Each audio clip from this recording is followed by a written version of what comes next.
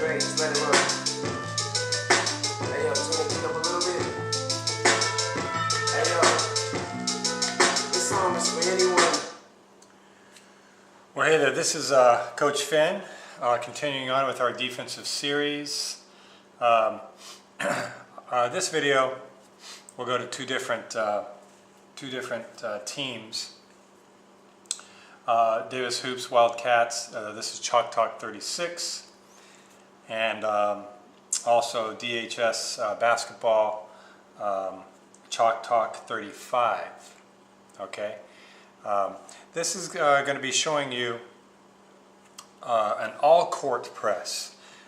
We're pressing in the full court, three-quarter court, half court, looking for certain areas for the ball to go to all the time. Only if the press gets broken and the ball gets out into a fast break in the open court do we do an immediate switch to transition defense. And if you need a review on transition defense, which I'll do quickly as we go through this, you can go to Chalktalk35, at least in the Davis Hoops segment. This press is called Razor, okay, and it comes from St. Mary's High School in Stockton, and they've run this press over the last few years very effectively. So this is, I'm going to get these off the grid here for a little bit. Razor is a 2-2-1 trap. 2-2-1 setup. The front two are called trappers. The next are called gappers.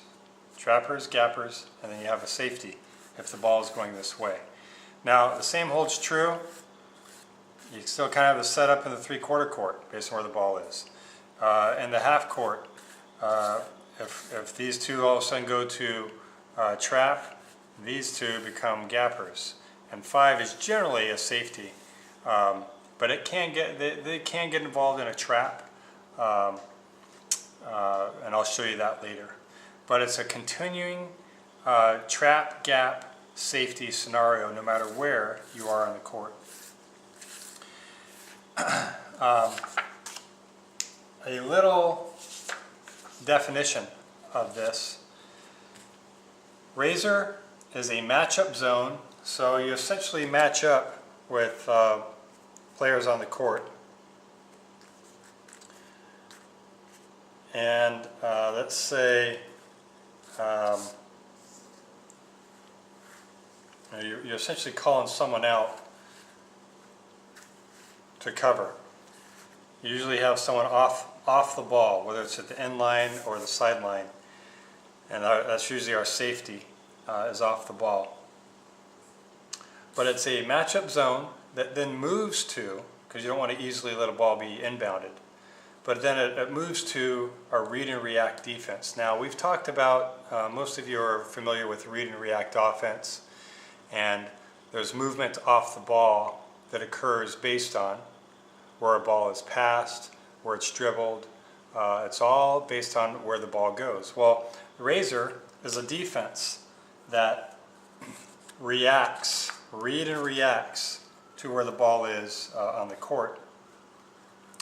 And I'll explain that as we go in a moment. Quickly, a couple advantages to Razor is that it's a little lower risk than committing yourself deeper into a court.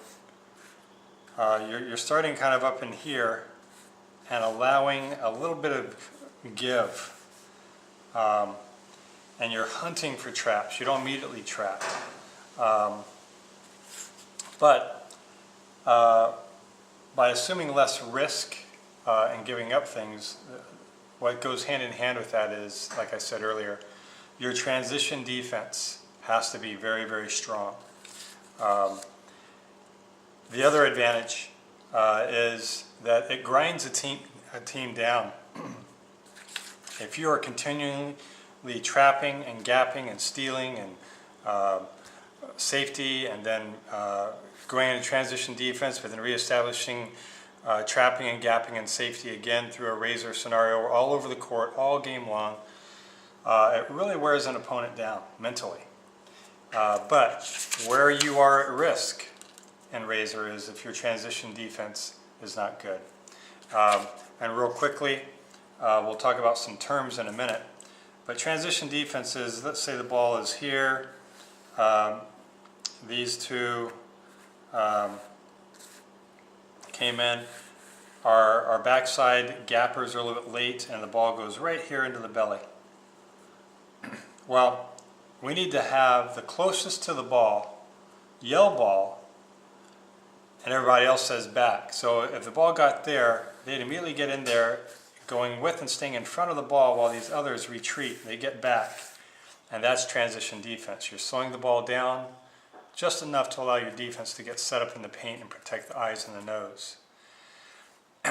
But if the response into the middle is not very strong, and there's no stopping the ball, now you're going to have numbers, and you can get beat pretty bad with layups and, as you get older, dunks. So transition defense has to be really a big part of this scenario. Well, let's go ahead and get this off here and start talking about some terms. Where you're trying to get the ball in razor are some hot zones. And the hot zones are basically the corners of the court. Okay? And these are great places where traps can occur. Now you have to have trap smarts. Trap smarts are, if the ball gets into the middle, these two aren't immediately trapping. They are pinching in, trying to take away the middle. If the ball handler isn't very strong, they can close in kind of hard and go ahead and trap them. And that's a point I want to make here in a minute. But if they are a good ball handler, you're not really doing much. But as they start to dribble over here, that's where the trap becomes strong. And we're going to have to talk about really good traps and how to be really effective with your traps. But trap smarts are essentially hunting for the ball to be in certain zones.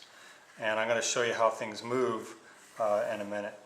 But let's start to show you some of that. If the ball's over here and they set a good trap, our gappers start to take away things in the middle and gap away. Hardly really ever getting below the ball. You always want to stay ahead of the ball when you gap, but you're hunting and looking for the eyes of the ball handler and where they want to get it. And then you try to steal the ball or make it very difficult.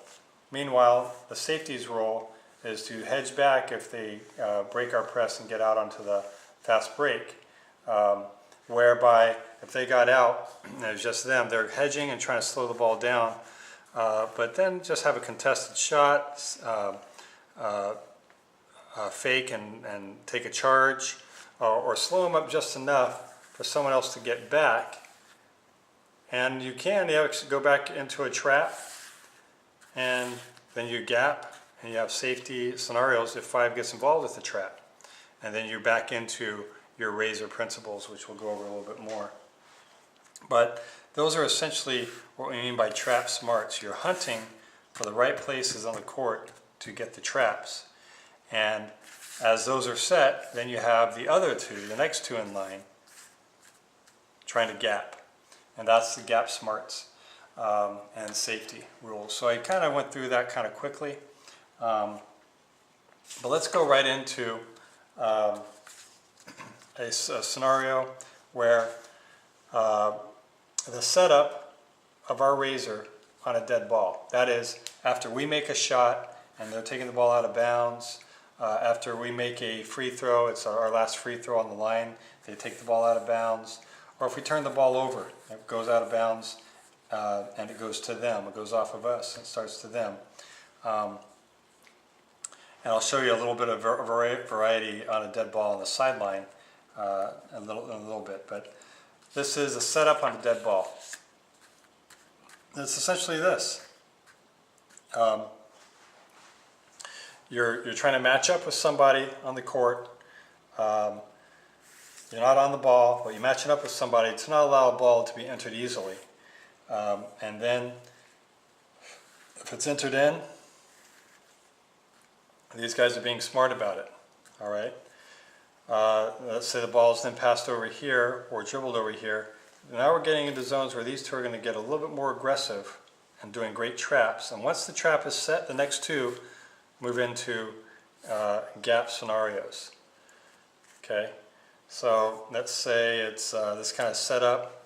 Oftentimes they're going to try to get a ball into the middle. Well, once the trap is set, a good trap, then the gappers try to take balls, read the eyes of the person in the trap, and they're trying to take away passes up the middle. They're splitting the difference, reading it, jumping it, if it gets in there. Sometimes on a weak ball handler, if they try to swing back, they can steal it that way. But let's say the ball swung over here. Okay, so it's over here. Now, your gapper on this second line doesn't jump all the way down here, but they hedge and they have their hands up and they're going back and forth to try to slow the ball down and maybe take away a pass that they try to pass up. Slowing them down just enough for the one who's on top to come over here and try to trap again. And then all of a sudden, this one moves down. If no one's really here, it doesn't really matter. But you start to, these two are now still continuing to be the gappers, taking away passes and reading the eyes. Meanwhile, 5 is out there. If they're kind of a weak team and we're overpowering them, 5's role might be more to be moving up and become another stealer. But if they have good ball handlers and good passing skills, good vision, 5's are going to be back to be our safety. Okay. Another rule here is, let's say the ball gets spun around. Let's switch these two around. Spun comes over here. These two are trapping. And it comes over here and they start moving up the court. Well, 4 is going to try to slow them down. Meanwhile, one of the trappers, usually the top one, sprinting over here to try to stop them. But if they keep going up, now we're starting to move into more hot zones. And this is where you can have a change of action. 4 then becomes in here, and 2's trying to take away the middle, and then boom, if you can set that trap, and these guys know you're trying to do that, now 1, who used to be a trapper, becomes a gapper as 3 sprints here and here ahead of the ball to take away options and reading the eyes. Okay, 5 is still kind of back and floating. And again, let's come back to, let's say 1 is highly talented and is coming over here, but then splits and we don't get anything for him. We're into the belly. Now, the closest to the ball is going to try to stop it. Ball! While everybody else sprints back. Okay? So, it's a continuing movement from full court to 3/4 court to half court, where you're trying to establish traps in corners or on sidelines, and then having gappers and safety response. So it's a flowing and moving thing. Then transition defense if we get broken, but then we get back into that half court. Let's say we stopped it, they got away, got down here, but then instead of they're getting a shot off, 5 sets a trap. They move in. All of a sudden, we're back into gapping and reading space. All right, and it's just a continuing thing. If the ball gets into the middle, and you have a ball handler that's not particularly strong, you can go ahead and try to set a trap on someone in the middle who's not a strong ball handler, while the others sprint ahead, safety, gappers, trap. But if they have good ball handling in the middle, now we go into transition defense. All right. Real quick, sidelines out of bounds, ball's here.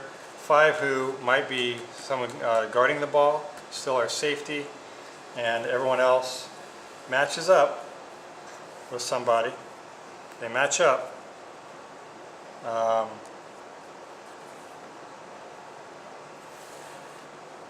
4B here. Everybody matches up so it can't get inbounded easily. It doesn't matter what they're doing. 4 could call 5 off if 5's person's down, guys down here. 4 could go into a safety rule. So you want to understand trapper to gapper to safety rules. And then as the ball is inbounded, let's say 5 got it. Well, 2 closest, we're in the spot where we want it. We all go trap, and just imagine what the responses are. Communicating, gap, safety. All right. Reading eyes, taken away, and jumping gaps. If it's broken, close to the ball, stops, flood back, and then you're looking for responses. Now, Razor set up with a live ball. So for example, let's get them off.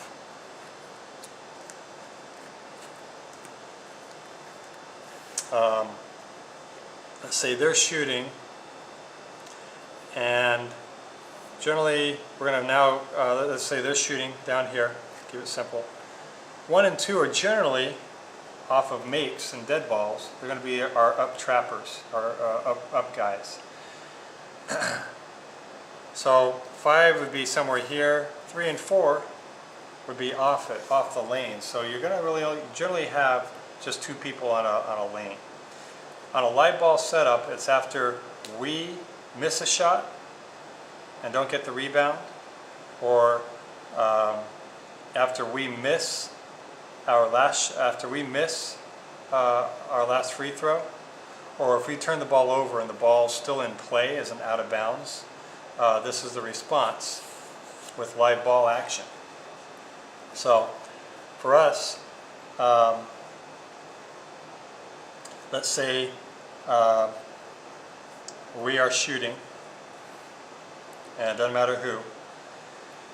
5 could do it, and then 4 would take the safety role. 5 could be shooting, and then 1 could come into, let's say 5 shooting, 1 could bump 3 out.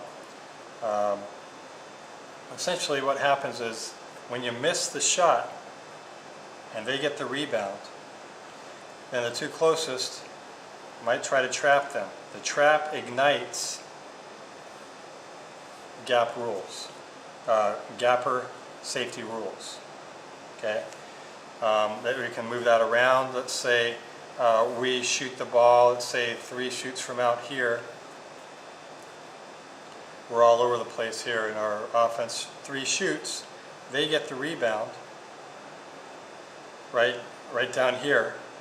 Well, the 2 closest could go ahead and go put a trap right on them. 3 and 4 communicate, looking around, and 2 could get back. Or 4 could say safety and 2 would move up. And now we're into our Razor principles all up and down the court with transition defense. Okay? So that's basically the layout of Razor. An all-court press, reading and reacting to the ball, transition defense, and communicating between trapping and gapping and safety work.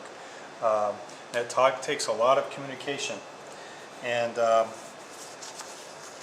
the defensive skill sets necessary to Razor are essentially seven checks. You got to have very good trap mechanics. You got to understand gapping and safety hunts. So that's gapping and trap and safety. You want to have good off-ball instincts. You're looking for charges where you can. You're always protecting the eyes and the nose and understanding what that means. And also smile defense. One thing I want to say that is when a team shoots a ball, let's say we're down here and they have the ball and 5's there, and you can just imagine 1 and 2 have found someone to press onto on the sideline. That ignites 4, gap, 5. Let's say they get the ball out and over and get a shot off. Smile defense isn't leaving your feet and going by them. As they shoot the ball, put a hand with a loud yell, put a hand right at their belly, or put a hand right up underneath their eyes. Barely touch their elbow, but stay in front of them. That's good smile defense. So that's essentially all we want to cover and what Razor is. Just understanding that it's a 2-2-1 all-court press, and you're hunting for hot spots, understanding good trapping, gapping, safety, transition defense, all up and down, and it just all resets itself and it's interchangeable. Usually trappers can turn into gappers if others, those that at the midcourt are gappers, get involved with the trap, and someone else on the backside knows they have to go into the gap. So it takes a lot of communication and movement, but it is fun to play. So that's it for now. Thanks a whole lot. We'll see you on the court, and take care.